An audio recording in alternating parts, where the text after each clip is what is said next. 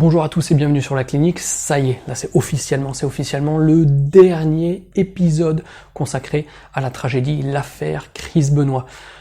Je vous invite à prendre connaissance de tous les précédents épisodes et sans plus attendre, on va se lancer dès maintenant dans le vif du sujet et on va reprendre tout de suite la suite de l'avant-dernier.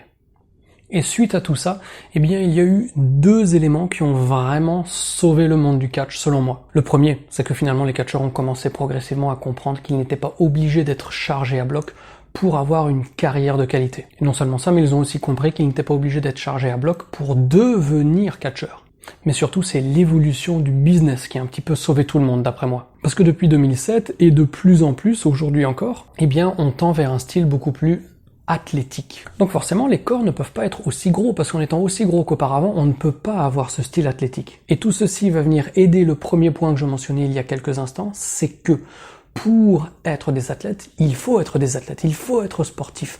Et donc, on a un rythme de vie et un style de vie qui n'est pas le même qu'auparavant. Auparavant, les catcheurs étaient des bourrins qui allaient à la muscu et qui faisaient du catch. Aujourd'hui, ce sont avant tout de très grands athlètes qui font du catch. Donc le positif a découlé de la WWE et des mesures qu'elle a commencé à implémenter, mais pas que, aussi par l'évolution naturelle du business. Et très probablement, cela veut dire que tous les catcheurs qui ont commencé le catch à partir des années 2010 ne connaîtront pas ces taux de décès et ces taux de mortalité vraiment prématurés qu'ont connus les catcheurs des années 80, 90 et 2000. Mais cette affaire a également mis la lumière sur la nature des contrats de la WWE. Faudrait peut-être que je fasse une ou plusieurs vidéos sur ce sujet, mais bref. En gros, la WWE n'emploie aucun de ses catcheurs. Donc elle ne paye ni charge, ni sécurité sociale. Et les employés doivent tous avoir ce statut d'indépendant. Ce qui veut dire que ce sont eux de leur côté qui assument toutes les dépenses de santé, etc.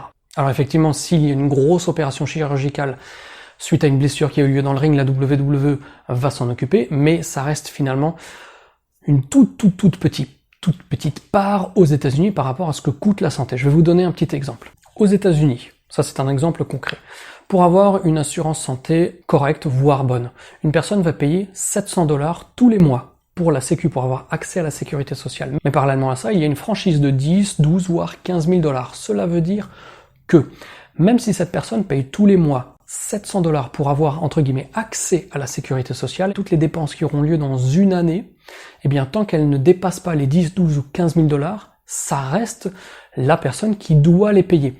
Là où l'assurance va entrer en jeu, c'est lors des très grosses dépenses, hospitalisation pendant plusieurs jours, grosses opérations, etc., parce que là, aux US, on part tout de suite sur des dizaines, voire des centaines de milliers de dollars. Donc quand on est catcheur aux US et qu'on doit payer son truc, bah, c'est le bordel et c'est un poids financier horrible, quoi. Bon, après, techniquement, que tous les mecs soient indépendants, pourquoi pas? Mais cela n'empêche pas la WWE de vouloir tout contrôler, de les empêcher de catcher pendant 3 mois après la fin du contrat, de les empêcher de catcher ailleurs, de suspendre le contrat pendant une blessure. Quelqu'un est blessé pendant 6 mois, il a un contrat de 2 ans, il se blesse, eh bien le contrat est prolongé de 6 mois de plus. Donc là aussi la WWE, se déresponsabilise par rapport aux blessures qui sont connus par les catcheurs. Alors ça paraît très bizarre, ça paraît presque illégal, mais ils ont été audités plusieurs fois, et tout ce montage administratif n'a jamais été considéré par les autorités américaines comme illégal, donc bon. Mais bon, hein. Il doit quand même y avoir une ruse quelque part, parce que soit on est indépendant, soit on est employé. Parce que même si le code du travail est beaucoup plus laxiste aux États-Unis qu'il ne l'est en France et en Europe, eh bien, on ne peut non plus pas imposer des choses à des gens qui ne sont pas employés directs. Parce que employé direct, ça veut dire que la société paye des charges patronales et paye des charges salariales. Pour ceux qui ne sont pas trop habitués avec ça, je vais vous faire un petit rappel.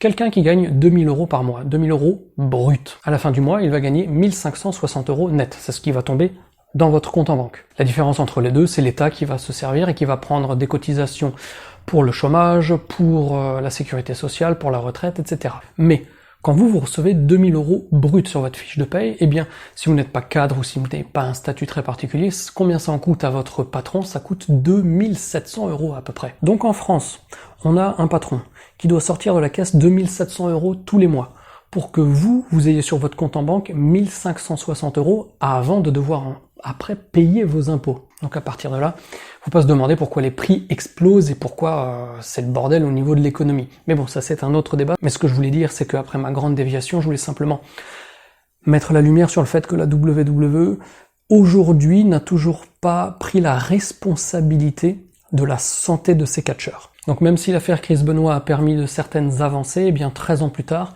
Vince McMahon et les siens ne considèrent toujours pas les catcheurs de la WWE comme quelque chose d'essentiel à tel point qu'ils devraient les employer directement et les chapeauter au niveau de leur santé, parce que comme on en a parlé dans la vidéo il y a quelques jours sur le Covid-19 et les lives de la WWE qui reprennent actuellement, eh bien voilà, c'est une considération qui est encore beaucoup trop économique et pas du tout humaine. Voilà les amis, c'est là-dessus que se termine le tout dernier épisode sur l'affaire Chris Benoit. Je pense qu'avec tous les épisodes, on a réussi à balayer beaucoup d'informations. J'espère que ça vous a plu et je vais me mettre dès à présent au travail pour commencer l'écriture de nouveaux dossiers de fond. Je ne vous dis pas encore lequel, mais je suis certain que ça vous plaira. D'ici là, comme d'hab, gardez la passion et regardez du catch 24 heures sur 24. Bye bye.